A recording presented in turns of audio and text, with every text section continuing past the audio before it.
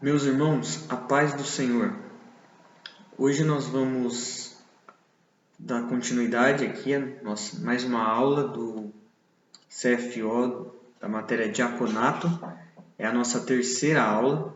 Nós havíamos parado na página 22 da nossa apostila e vamos falar hoje a respeito da mulher e seu papel no plano de Deus, né? Iniciando a respeito da doutrina da criação do homem, né?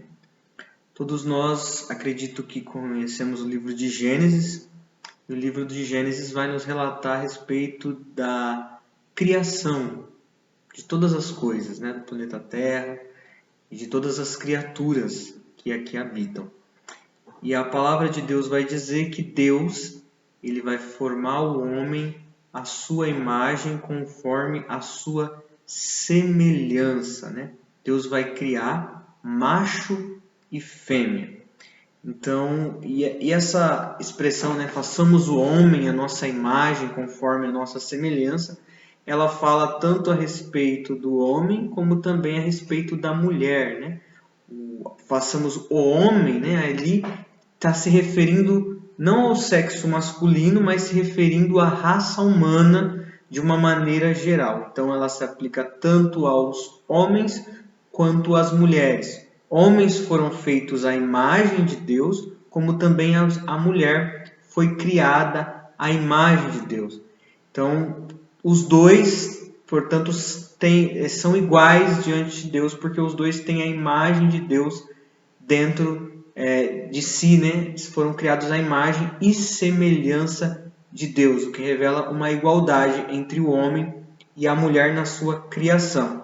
Porém, a palavra de Deus, o livro de Gênesis, vai falar que Deus fez macho e fêmea, né? O que ao mesmo tempo em que há uma igualdade, porque os dois são feitos à imagem e semelhança de Deus, são superiores a todas as demais criaturas, né? Têm razão, podem criar coisas. Ao mesmo tempo, Deus vai mostrar uma diferença existente entre o homem e a mulher, porque vai dizer que foram criados macho e fêmea. E o homem e a mulher, eles são diferentes já biologicamente falando, né? Homens e mulheres não são seres totalmente iguais. Os dois são seres humanos, criados à imagem e semelhança de Deus, mas que têm aspectos diferentes e funções diferentes dentro da família, dentro da igreja e dentro da sociedade de forma geral. Deus criou dois seres que existem com o objetivo de se completarem, de modo que o que falta em um existe dentro do outro, né? E o homem e a mulher, eles, portanto, são dois seres que se completam, que vão, então, assim, não são...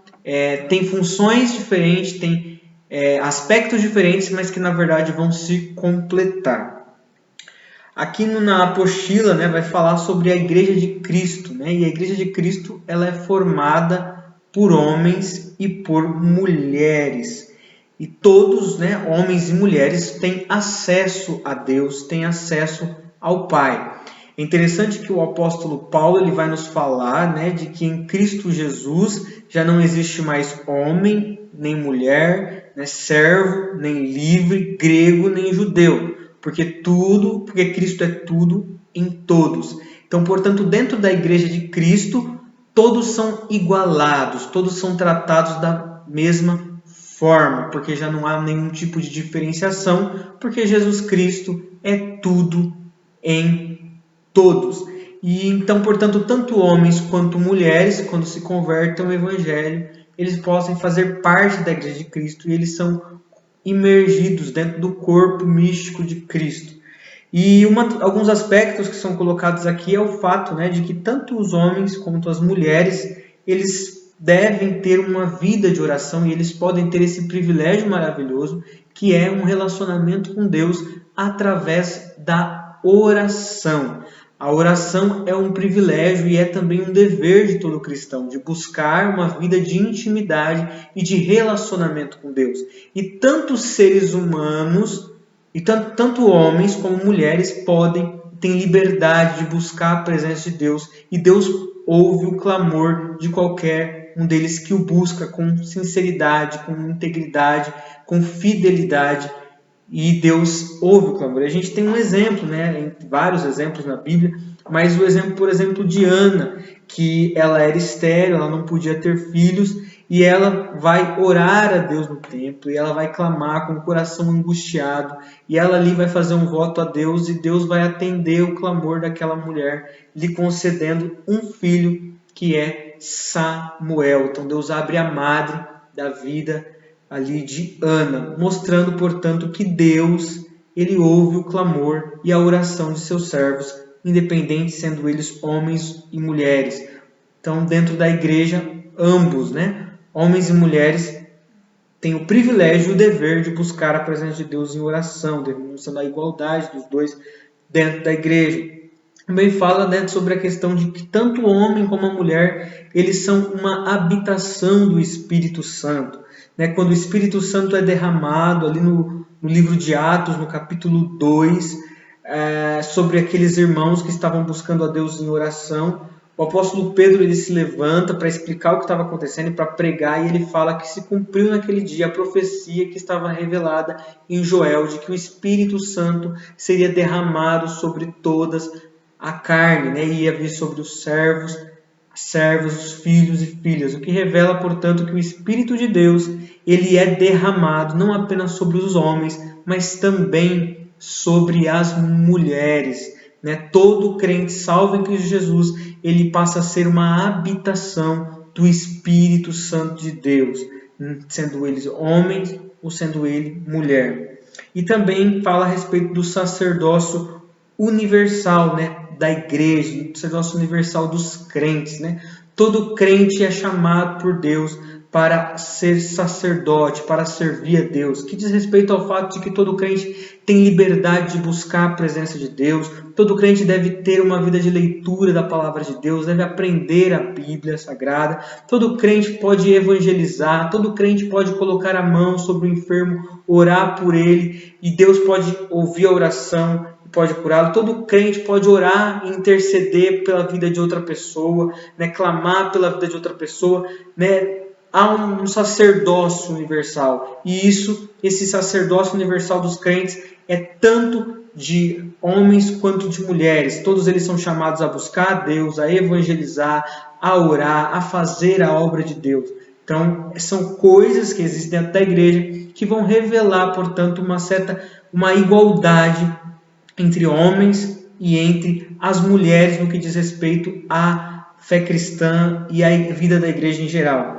É fato de que o ministério, né, a liderança da igreja, Deus entregou a homens, né? Deus não entregou às mulheres. Isso é algo que a gente percebe de forma clara, mesmo no Antigo Testamento, onde a gente percebe que não haviam sacerdotisas, mas apenas sacerdotes, e no Novo Testamento nós também vamos perceber que Jesus não chama nenhuma apóstola, mas apenas apóstolos, e o ministério que Deus dá de pastores, bispos, mestres, doutores, é um ministério que Deus delega aos homens. Mas de maneira nenhuma Deus está tratando a mulher com inferioridade, mas está tirando da mulher um peso e colocando esse peso, esse fardo, que é o fardo do ministério, a responsabilidade do ministério sobre a vida dos homens. Então nós percebemos aí que embora haja uma igualdade e a mulher ela é importantíssima, a gente vai perceber isso mais para frente na próxima aula, dentro da vida da igreja, o ministério é chamado por Deus para os homens exercerem dentro da igreja, e isso tanto a gente percebe no judaísmo quanto no cristianismo dentro da vida da igreja. É algo que Deus chamou os homens para executar e para exercê-los. E, portanto, nós vamos perceber que o homem e a mulher eles têm funções diferentes dentro da sociedade, dentro da igreja, mas que são funções que se complementam. O ser humano, portanto, ele foi criado, né, à imagem e semelhança de Deus, né? Ele foi criado à imagem conforme a semelhança de Deus. Isso, como eu já disse, se refere tanto ao homem, como também se refere à mulher. Né? Ali, façamos o homem está mais relacionado à a questão de que a raça humana e não tanto do sexo masculino.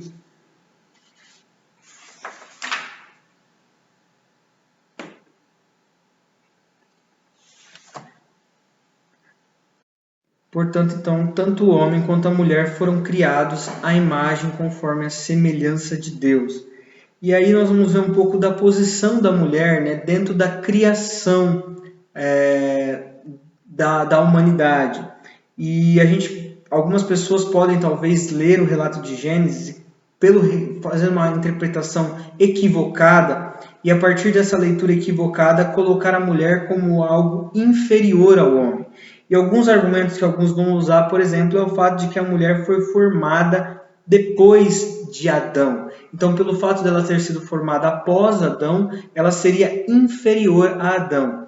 Mas isso é um conceito errado, né? Porque quando nós observamos o livro de Gênesis, nós vamos perceber de que, por exemplo, os animais irracionais, eles foram criados antes de Adão. Mas nem por isso Adão era inferior a eles. Pelo contrário, Adão era superior e é superior à raça humana, é superior a todas as demais criaturas pelo fato de ter sido criada à imagem conforme a semelhança de Deus. Então esse fato de que a mulher ter sido criada após o homem, de maneira nenhuma coloca como alguém inferior ao homem, né? Porque a ordem de criação não a está inferiorizando, né? Uma outra questão que alguns utilizam é o fato de que ela é tirada da costela do homem, né? E aí alguns vão colocar ela também como alguém de segundo plano, que é colocado como uma dependência masculina. Mas, na verdade, a reação de Adão, quando ele acorda e percebe que existe ali uma mulher que foi criada por Deus para ser a sua companheira, é de que ele diz: esta é agora osso dos meus ossos e carne da minha carne.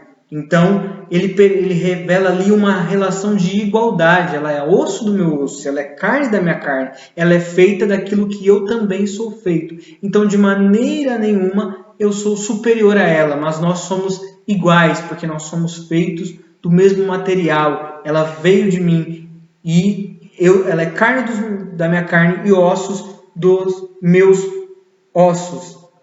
Né? Deus, então, ele faz com que Adão venha cair num sono profundo, né? E ali a gente percebe já a primeira anestesia de toda a história da humanidade, né? Quando a gente faz uma cirurgia mais complexa, nos é dada uma anestesia geral e a gente dorme e esquece absolutamente tudo e não sente a dor dos cortes que são feitos em nós. E Deus, ele faz exatamente isso com Adão. Ele faz com que Adão entre num sono profundo, tira-lhe dele uma das suas costelas e a partir dessa costela ele então gera e forma a mulher. Mas de maneira nenhuma isso a inferioriza, né? Mas mostra que há uma igualdade, em certo sentido, entre o homem e a mulher. Até porque também Adão não tem nenhuma participação na formação da mulher. Quem faz a mulher é o próprio Deus. Então ela não é um produto do homem, porque não é o homem que cria a mulher como alguém superior a ela. Mas quem é superior à mulher e ao homem é Deus, que criou tanto o homem como também que criou a própria mulher. Também fala o fato de que Adão ter lhe dado um nome, né? E alguns podem se utilizar desse fato de dizer que ele, por dar um nome a ela e chamá-la de varoa, ela seria inferior a ele. Mas isso aí, a palavra varoa, ela não é usada na Bíblia como um nome próprio, e sim como um substantivo para indicar o gênero humano. Então, pelo fato de que varoa é um nome que indica o gênero humano e não um nome próprio, não revela, portanto, que ele estava tendo uma superioridade e era mais importante, estava inferiorizando a mulher de maneira nenhuma também. Esse é um argumento válido. Outras questões que são faladas é o fato de que a mulher é colocada como auxiliadora do homem, né? A Bíblia diz que Deus a colocou como adjutora idônea do homem. E alguns podem se utilizar disso aí para dizer então que a mulher ela é inferior ao homem. E essa palavra adjutora que é utilizada em Gênesis, ela tem o significado daquele que dá suporte, daquele que dá apoio, aquele que presta socorro. E a mulher, portanto, ela é aquela que vai apoiar, é aquela que vai socorrer, é aquela que vai dar suporte. E essa mesma palavra adjutora que está sendo utilizada ali para a mulher, alguns dizem a mesma palavra que no Salmo vai estar, por exemplo, dizendo que Deus é o nosso socorro bem presente na hora da angústia. Então, é a palavra de que ele é o ajudador na hora da angústia, é aquele que dá o apoio, que dá o socorro. E a mulher, portanto, aqui ela está tendo uma mesma função que Deus tem nas nossas vidas no momento de angústia, é o nosso apoio, é o nosso socorro. E isso de maneira nenhuma inferioriza a mulher, mas revela qual é a sua função dentro da relação, do casamento, da sociedade de uma maneira geral. E é interessante que a ajudadora, que é uma das características que é dada à mulher, é também uma das funções do Espírito Santo. Ele é o nosso ajudador, né? Ele é o nosso consolador. E de maneira nenhuma o Espírito Santo ele é inferior, por exemplo, ao Pai ou ao Filho, né? Na relação, se a gente for pensar na Trindade, o Pai, o Filho e o Espírito Santo, eles têm funções diferentes ali na Trindade, na obra da salvação. Mas de maneira nenhuma o Pai é superior ao Filho e ao Espírito Santo, de maneira nenhuma o Filho é superior ao Pai e ao Espírito Santo, e nem o Espírito Santo é superior ou inferior ao Pai ou ao Filho. Todos eles ali têm o mesmo poder, têm a mesma autoridade e são plenamente Deus. Eles apenas têm funções diferentes no seu relacionamento com o homem e na obra da salvação. Da mesma forma, a mulher sendo uma ajudadora, uma auxiliadora, ela de maneira nenhuma é inferior ao homem, mas mostra ali uma das suas funções no relacionamento entre o homem e a mulher. Mas de maneira nenhuma, por ter uma função diferente, ela é menor do que o homem. E a palavra idônea, né, ela tem o significado de ser capaz, de ser apta, de ser competente para realizar uma tarefa. Então, se Deus coloca a mulher como uma adjutora idônea, ou seja, uma pessoa que é capaz, uma pessoa que é apta, uma pessoa que é competente, Deus de maneira nenhuma a está colocando em inferioridade em relação ao homem, mas está revelando de que a mulher é uma pessoa capacitada, é uma pessoa apta, é uma pessoa competente. Então está relacionado apenas à função diferente da mulher na relação, né? Homens e mulheres têm funções diferentes que são complementares, como eu já disse, mas que de maneira nenhuma uma função é menos importante do que a outra e um é inferior ao outro, porque ambos foram criados à imagem e semelhança de Deus. Também nós vamos ver um pouco a respeito da queda do homem, né? O homem foi criado num estado de perfeição, mas ele caiu ali daquele estado de perfeição, porque ele comeu da árvore do conhecimento do bem e do mal, ele desobedeceu a Deus e ele entrou em rebelião contra Deus. E quem come do fruto, né, foi a mulher, que ela foi enganada pela serpente, e depois ela dá ao seu marido, a Adão, e ele também come do fruto. E é interessante porque alguém, uma vez já me falaram, né, mas a Bíblia inferioriza a mulher porque coloca ela como a culpada, né, do pecado ter entrado no mundo. Mas quando a gente lê, por exemplo, na palavra do Novo Testamento, a gente vê que a responsabilidade do pecado ter entrado no mundo não é colocada sobre os ombros da mulher, mas é colocada sobre os ombros do homem. É por Adão que o pecado entrou no mundo. Porque Deus estabeleceu que o homem deve liderar a sua família. E, portanto, a responsabilidade de o pecado ter entrado no mundo está muito mais relacionada à atitude do homem do que à atitude da mulher. No momento em que Eva come do fruto e oferece a Adão, a atitude de Adão deveria ser repreender a sua esposa e não comer e desobedecer a Deus como ela tinha feito. Portanto, a responsabilidade do pecado, muitas vezes a Bíblia Sagrada ela coloca muito mais sobre a vida do homem do que sobre a vida da mulher, porque o homem é para ser o líder, o cabeça do seu lar e da sua casa, deve guiar a sua esposa. Então, a responsabilidade recai mais sobre ele. Né? Ele muitas vezes quis se esvair, né, e culpar a mulher quando disse para Deus, é a mulher que o Senhor me deste, quando Deus falou por que ele tinha feito aquilo. Mas a responsabilidade maior estava sobre os ombros dele como líder, como cabeça. Ele deveria ter a exortado e não ter desobedecido a Deus. Então o homem tem uma responsabilidade e uma cobrança de Deus até muito maior do que a mulher, pelo fato de ele ser colocado como líder. E por isso ele deve levar muitas vezes a culpa da mulher em vez de culpá-la, como o Senhor Jesus Cristo fez com a igreja. E como entrou a queda no mundo, o relacionamento entre o homem e Deus foi desestabilizado, né? De modo que Deus teve que expulsar Adão e Eva do jardim do Éden.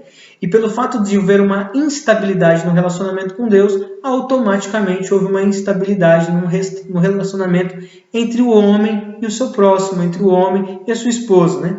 Fato é de que as relações com o próximo, elas são problemáticas muitas vezes pelo fato de que a nossa relação com Deus não está boa. Quando nós temos uma boa relação com Deus, automaticamente nós conseguimos nos relacionar melhor com o próximo. Uma coisa é consequência da outra. Então, o relacionamento entre o homem e a mulher, entre os próprios homens, é desestabilizado pelo fato do pecado ter entrado no mundo e a relação entre o homem e Deus ter sido desestabilizada.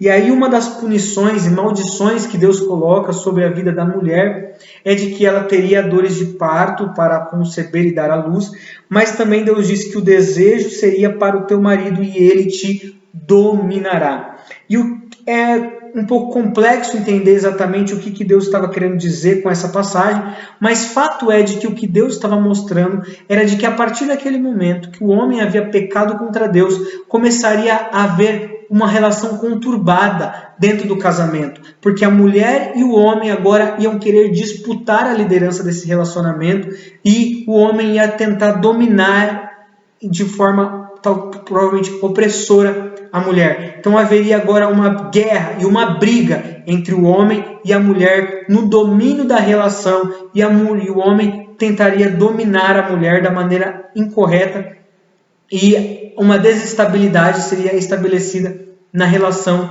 conjugal. Isso tudo como uma consequência do pecado. E a gente percebe, portanto, que o machismo, né, ele é um dos frutos, né, o machismo é essa visão de que o homem é superior à mulher, essa visão de que a mulher muitas vezes ela é apenas um objeto do homem, né, essa visão equivocada que muitas vezes é colocada dentro da sociedade em geral, ela é fruto do pecado e da queda do homem que desestabilizou o relacionamento correto e perfeito entre o homem e a mulher. E aí, né, o homem passa a dar o nome à sua esposa, que se chama Eva, e começa a mostrar que o homem passa então a querer dominá-la, né, começa a querer dominar a sua esposa, né. O texto parece indicar o exercício de autoridade de Adão e a posição de subordinação da mulher, a partir do momento em que ele lhe dá o nome de Eva. E a partir daí, então, a vida fora do Éden é desestabilizada, a relação entre o homem e a sua esposa dentro do relacionamento conjugal. A partir daí, então, o machismo, né, muitas vezes é estabelecido e uma visão bem patriarcal e equivocada é estabelecida dentro da sociedade. Depois, então, nós vamos ver agora aqui a respeito da mulher e a nação de Israel, né? Historicamente, a gente percebe que a nação de Israel ela vem a partir do seu patriarca mais antigo, que é Abraão, né? A partir dele. Mas é interessante que no livro de Gênesis, Deus dá uma grande importância também para Sara, como também a mãe de uma grande nação. Tanto que Deus muda o nome de Abrão para Abraão e o nome de Sarai para Sara. E Deus fala para Abraão que é a partir dela que Deus iria lhe dar o filho da promessa, que seria Isaque. Deus diz que a abençoaria e que ela seria mãe. Até o fato de que quando Abraão se deita com Agar, né, e tem o filho Ismael, Deus fala, olha, eu vou abençoar Ismael, mas o filho da promessa vai ser o filho de Sara, demonstrando assim, portanto, que Deus não apenas havia escolhido Abraão para ser o pai do povo de Israel, mas também havia escolhido Sara para ser a mãe daquela grande nação. O que revela que Deus dá importância para a mulher, porque Deus, se apenas se importasse com o homem, teria escolhido apenas Abraão e não teria se importado com qual seria a mulher que ele teria o filho da promessa. Mas Deus se importou com Abraão e o escolheu como pai de uma grande nação, mas ao mesmo tempo também com Sara, e fez dela também a mãe do povo de Israel e a mãe daquela nação. Também, quando nós lemos o livro de Gênesis, quando Agar e Sara têm um problema, e Abraão procura então uma solução entre as duas, e Deus fala com Abraão e diz: olha, em tudo que a Sara te falar, você deve ouvir a sua voz. O que revela, portanto, de que Deus, embora Abraão seja o patriarca e Sara o chama de Senhor, Sara, naquele momento, é quem deveria ser ouvida e obedecida. Deus, portanto, dando voz à mulher e falando para Abraão de que o que ela havia lhe falado era o que ele deveria fazer e o que ele deveria obedecer. Então, portanto, Deus dando à mulher uma posição de importância tanto quanto ao homem, a Abraão. Também uma outra questão importante a respeito de Sara é que, a respeito da sua morte, é registrado na palavra de Deus com quantos anos ela morreu. É revelado, portanto, na Escritura com quantos anos ela morreu, e isso é algo que é praticamente único dentro do texto sagrado, onde geralmente mostra mais a idade dos homens, com quantos anos eles haviam morrido, mas em Sara isso é destacado, revelando, portanto, a sua importância para a história do povo de Israel e como Deus lhe dá importância também como a mãe do povo de Israel. Dentro da perspectiva social e religiosa do povo de Israel, a mulher ela é muitas vezes tratada como um objeto devido às bases patriarcais na qual estava estabelecida o povo de Israel. A moça ela tinha como cabeça o seu pai e depois de casada ela passaria a ser submissa e deveria ter como cabeça o seu marido. A gente percebe, por exemplo, isso na relação que a gente vê ali de Jacó com o seu sogro Labão, onde Jacó se apaixona por sua filha mais nova, Raquel, e Labão ali a vende a filha como um produto, porque fala: então você terá que trabalhar para mim por 7 anos para que eu a te dê como a sua esposa. Então ela é apenas uma moeda de troca ali, e entre Labão e Jacó ela não tem uma opinião, mas o casamento dela é decidido pelo próprio pai, e o preço que vai ser pago para esse casamento também é decidido numa relação entre Jacó e Labão. A mulher e a vida social em Israel. Embora a mulher, ao povo de Israel, de certa forma, ela tem um papel meio que escondido pelo fato de ser um contexto muito patriarcal. O Espírito Santo ele deixou com que os homens registrassem dentro da Sagrada Escritura a importância da mulher. E a gente percebe isso, por exemplo, no livro de Provérbios, onde a mulher ela é chamada de virtuosa, de sábia, de prudente, como a edificadora do lar, revelando, portanto, que a mulher ela tinha um papel muito importante na vida social e familiar do povo de Israel. Então, embora o machismo também estava presente dentro da cultura do povo de Israel, devido a uma marca do pecado que estava sobre toda a humanidade, mas mesmo assim o Espírito Santo não deixou de registrar a importância que a mulher tinha dentro daquela sociedade. Dentro da vida religiosa do povo de Israel, a Bíblia chama e diz que Israel seria um reino sacerdotal e uma nação santa, e isso inclui tanto homens quanto as mulheres. Elas todas deveriam ser um sacerdócio real e uma nação santa.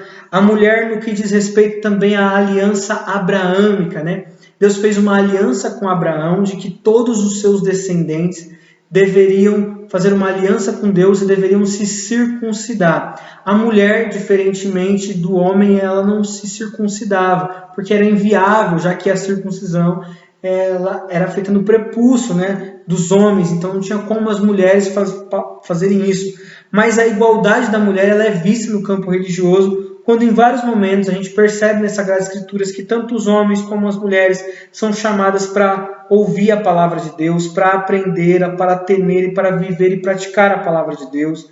Né? Quando em Deuteronômio 31:12 fala: congregai o povo, homens e mulheres, que ouçam e aprendam e temam o Senhor vosso Deus e tenham cuidado de cumprir todas as palavras desta lei. Ali não é feito, portanto, uma diferenciação, mas todos, homens e mulheres, são chamados a aprender a palavra de Deus, a temer a Deus e a obedecer os seus mandamentos. Também a gente pode ver o papel da mulher na construção do tabernáculo, né? E ali no livro de Êxodo, no capítulo 35, no versículo 22, fala assim, né?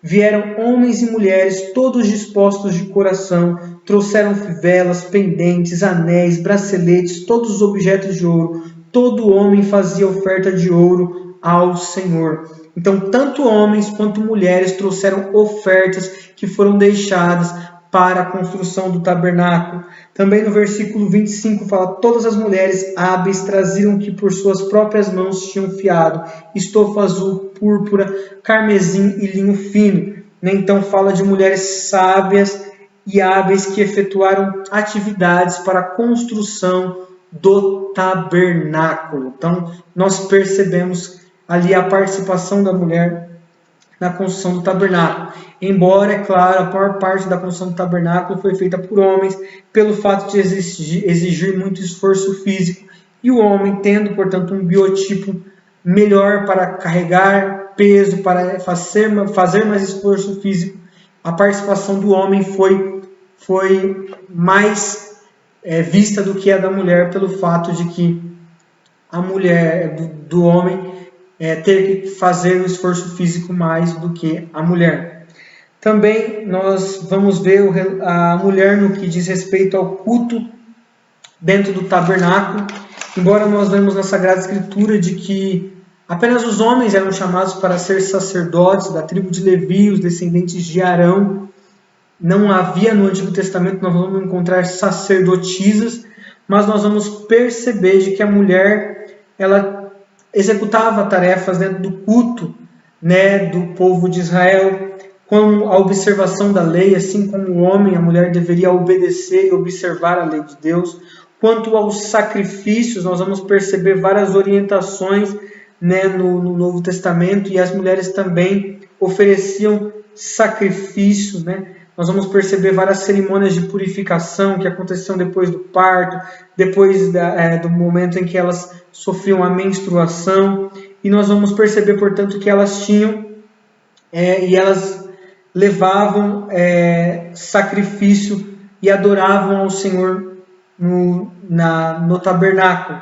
Também nós vamos perceber as mulheres como aquelas que faziam orações e ofereciam cânticos a Deus, como o fato de Ana, né, que ofereceu um cântico ao Senhor depois de receber a bênção de Deus, de ter sua amada de ser aberta e ela ter tido Samuel, e tantas outras atividades que a gente percebe da mulher dentro do culto do povo de Israel no Antigo Testamento, né? Existem algumas passagens mais complexas que vão ser encontradas no Antigo Testamento, no que diz respeito à mulher, onde em Êxodo 38:8 vai dizer que as mulheres elas ministravam, e aí há um pouco de divergência sobre o que significava essa expressão de que elas ministravam. E o que alguns vão acreditar que seja que as mulheres se reuniam para ministrar à porta da tenda da congregação, sugerem que era um grupo organizado de mulheres que de alguma maneira serviu o santuário. Elas eram provavelmente esposas ou filhas dos levitas e elas provavelmente serviam com limpeza e conservação do tabernáculo ou cantando e dançando, dependendo do evento que acontecia ali. Então é uma passagem que fala que elas ministravam, então provavelmente essa ministração estava relacionada à limpeza ou à conservação do tabernáculo ou em cânticos ou danças que elas podiam executar ali em algum tipo de evento. Uma outra questão que também nos é falada é a respeito das mulheres e a liderança em Israel, né? Embora dentro de todo o culto judaico, não houver sacerdotisas, nós vemos mulheres em posição de liderança em outros aspectos dentro do povo de Israel, como por exemplo Débora, né, que era uma juíza, ela julgava o povo de Israel. Então, fora do ambiente religioso e do culto, né, do povo de Israel, nós vamos perceber a mulher executando algumas funções importantes dentro da sociedade do povo de Israel, como de Débora, como juíza, numa posição de liderança e de influência. Bom, essa foi a aula que nós tivemos de hoje a respeito do papel da mulher, que nós vemos desde a criação da mulher e do papel dela dentro do povo de Israel. E, permitindo Deus, na próxima semana nós encerramos com o papel da mulher dentro da igreja, né, da igreja primitiva e da igreja de uma maneira geral. Nós paramos então aqui na página 28. Qualquer dúvida, eu continuo à disposição dos irmãos para ajudá-los. Fiquem com Deus e Deus os abençoe.